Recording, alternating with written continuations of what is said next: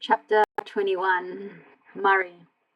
I take it the husband doesn't believe in ghosts, Sarah said. They were sitting on the black leather sofa of Highfield's family room, where Murray had joined Sarah for the 45 minutes permitted for his evening meal break. Partner, no.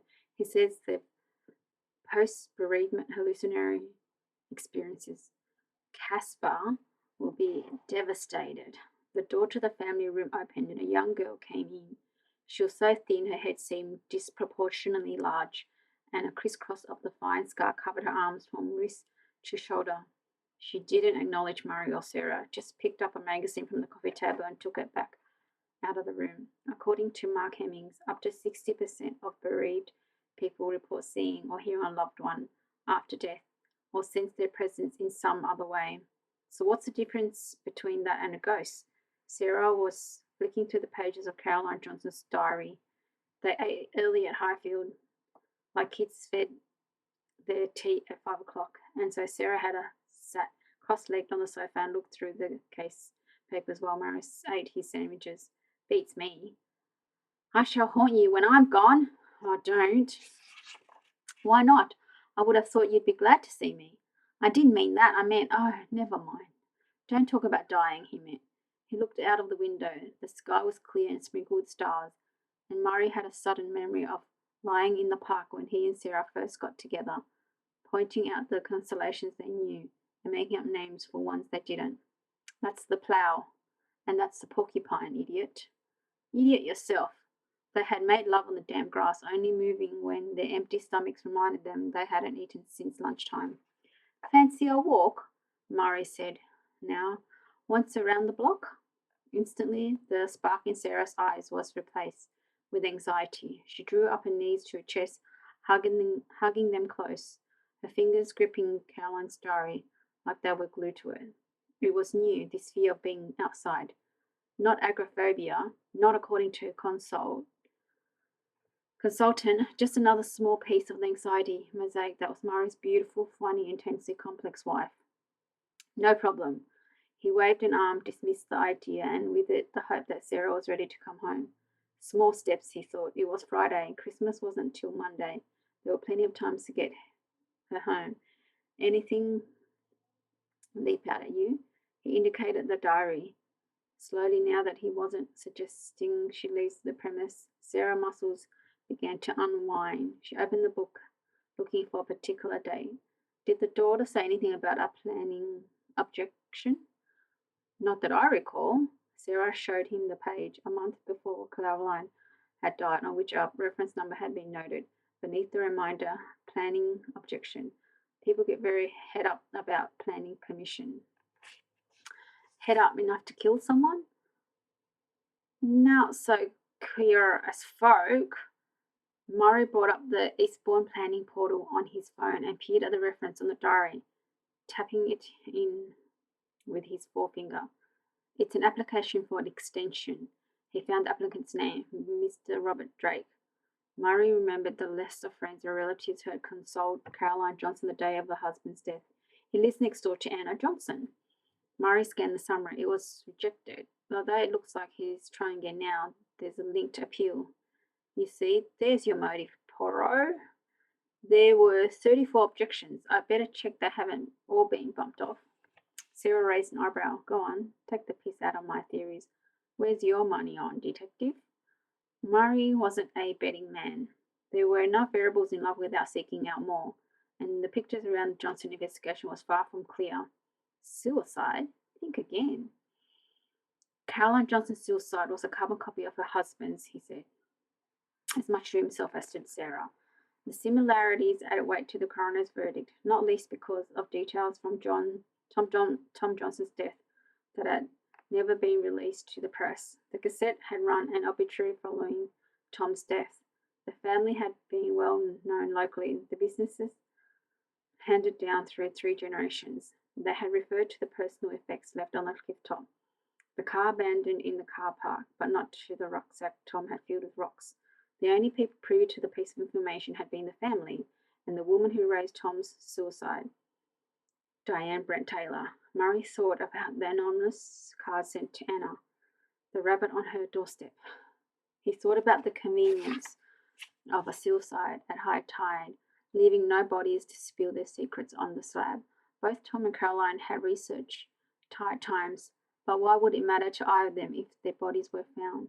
It all seemed too convenient, too staged. Sarah took in her husband's thoughtful expression.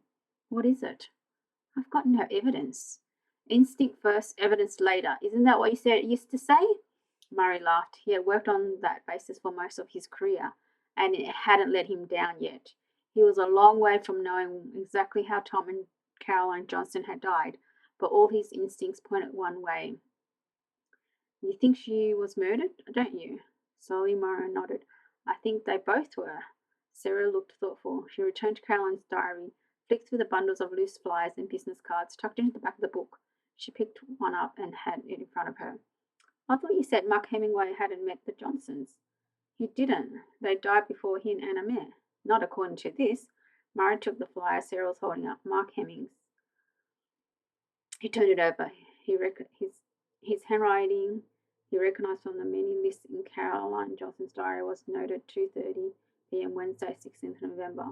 Sarah turned to the relevant page of Caroline's diary on which the same appointment was noted. She looked at Murray. He's lying. Chapter 22. Anna. At 6, the doorbell rings. I open the door to find Uncle Billy standing there, a bottle of wine in hand. I stare at him blankly. You hadn't forgotten, had you? Of course not. I was miles away. Lovely to see you.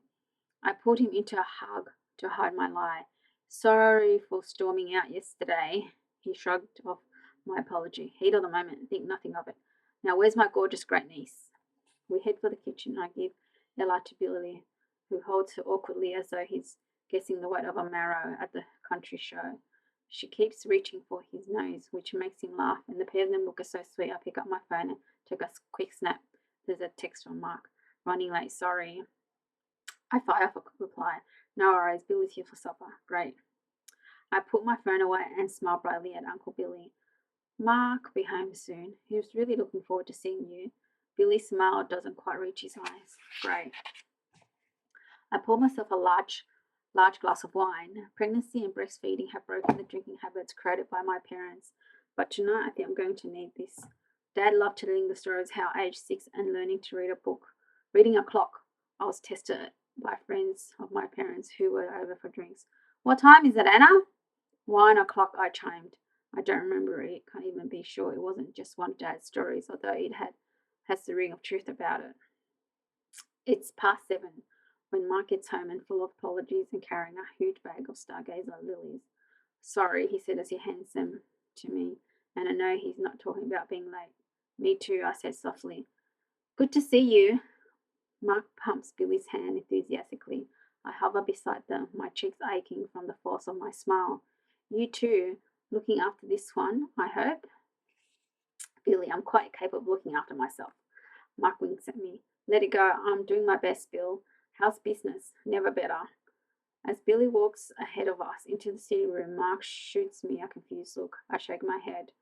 Since Dad died, profits have plummeted, and Billy's struggling. Dad's half of the business passed first to Mum and then to me, but I haven't even begun to make sense of it.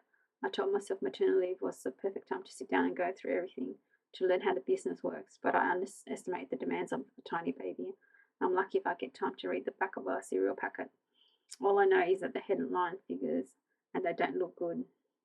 Now it's time to call Billy out. I leave Mark fixing drinks and retreat to the kitchen. When I return, the two men are sitting in silence. I rack my brains to think of something Mark and Billy have in common, besides me. Oh, tell Billy about Ella dancing, I prod Mark, who looks perplexed. When you put Guns N' Roses on, I pause, but he's still not with me, and we turn around and she was waving and kicking her legs, and it was in time with the music, and she looked like she was dancing. Right, yes. Well, that's it, really, like she was dancing. Billy laughs slightly. This is excruciating. It's a relief when the doorbell rings. Mark jumps up, and I get there first. It's like Piccadilly Circus scene here tonight, I say brightly. I've never been so relieved to see anyone as I am to see Laura. I just dropped by to see how you were after yesterday.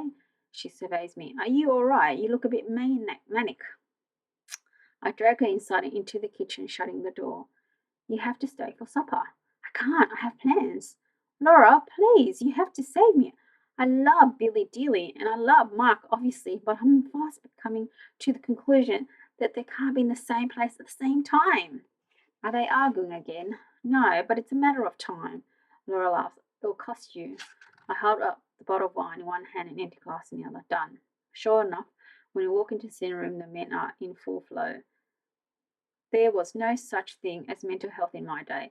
Therapist, counselling, mumbo jumbo, claptrap. You just got on with it, which is probably why we're seeing such a huge fallout from it now. Do you think World War II pilots caught in sick with stress, with depression?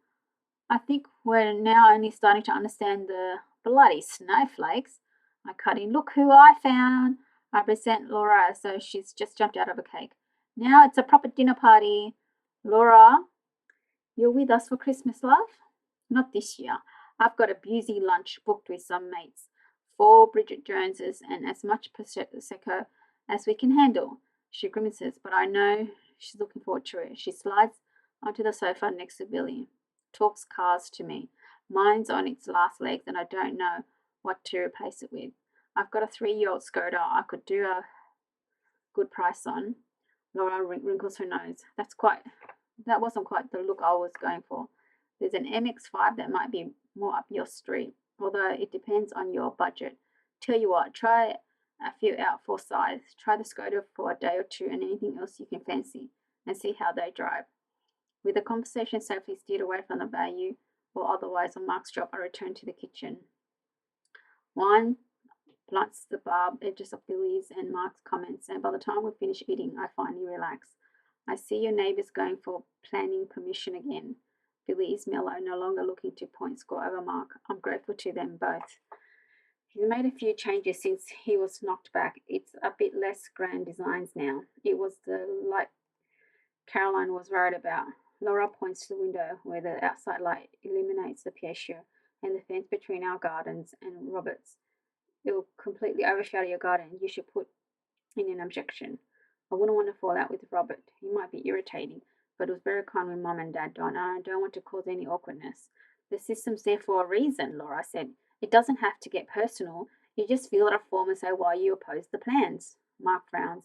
Maybe we should, Anna. A big extension will make it very dark in here. That could really affect the market value. But we're not selling, I say. I don't care about the next door extension. Mum had an argument with Robert over it when he first applied. Dad had only been gone a month, and Mum's response to everyday situations were understandably a little erratic.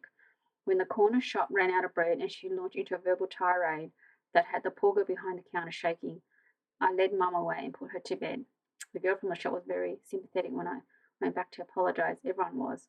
Robert too. Mum became obsessed by this planning application. She latched onto it like it was a life raft, reading up on conservation areas and listed buildings and gathering support from other residents in the street.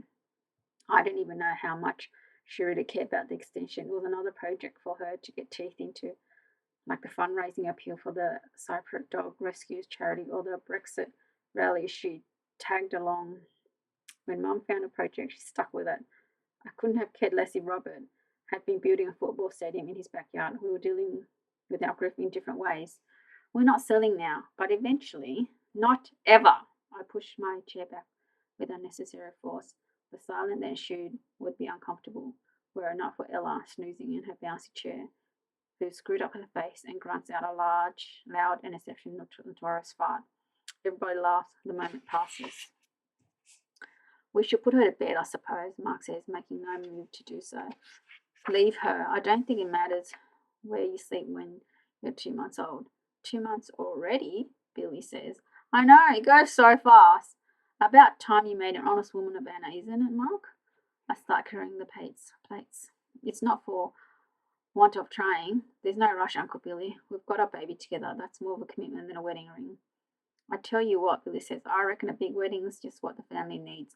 After everything that's happened, his lips were stained purple from the red wine. I'll pay for it. We don't want your money, Bill. Laura sees my face and jumps in. You best get yourself on Tinder, Billy, if you're that desperate for a wedding. We'll be your bridesmaid, won't we, Anna? I shoot her a grateful glance. Nice idea, but I don't think there's much of a market for overweight salesmen past their prime. Oh, come on, Uncle Billy. You're quite the eligible bachelor. Nice house, good business, own teeth. They are your own teeth, aren't they? I leave them laughing and start stacking the dishwasher. The first time Mark proposed was the night I told him I was pregnant. I said no. He didn't have to do that. It's not about having to. I want to. I want to be with you.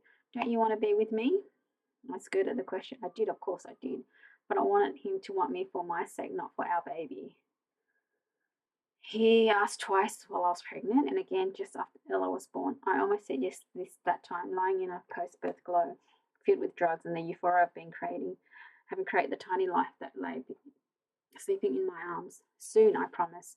Like most women, I've imagined my wedding. The identity of the groom has changed over the years from 6-year-old Joey Matthews when I was at primary school through a series of unsuitable boyfriends to a couple of almost suitable ones. But the congregation has remained constant. Friends, Billy, Laura, Mum and Dad. When I think about Mark, all I can think about is who won't be there to see it. It's late by the time Billy and Laura leave. I walk out with them and wave them off, glad of the cold air to clear my wine-filled head. I wrap my arms around myself and stand on the pavement, looking back at the house. I think about Mark's suggestion that we sell and start afresh, and even though I know he's right, the very thought of leaving old Oakview hurts. I glance next door. There are lights on downstairs, and one on that I assume must be the middle landing. The pink planning notice Billy saw affixed to the gate with a plastic cable tie, tiny print explaining the process for lodging complaint. I suppose there'll be a consultation period and address for people to write to should they object to the plans. I can't help but feel there are more important fights to have than whether Robert Drake's extension will block light to our kitchen. Unlike my parents, who seemed at times to thrive on confrontation, the idea of entering into a dispute with a neighbour filled me with dread.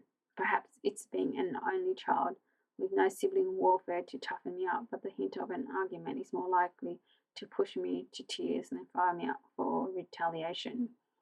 I'm just walking back to the house when there's a loud crash and the sound of breaking glass. The night air is disorientating. I can't tell where it comes from. As I open the front door, I catch a glimpse of Mark running upstairs. Second lady calls me. I run up the stairs. What is it? What happened? There's a gust of cold air in Ella's nursery, and the open curtains blow into the room. The glass behind them shattered. I let out a cry. Mark points at a cot is covered in shards of glass that glint in the glow from the overhead light, and in the center of the mattress is a brick. An elastic band holds a sheet of paper in place. Gingerly, Mark picks up the brick. Fingerprints, I remember. He holds the paper by a single corner and twists his head to read the typed message. No police. Stop before you get hurt.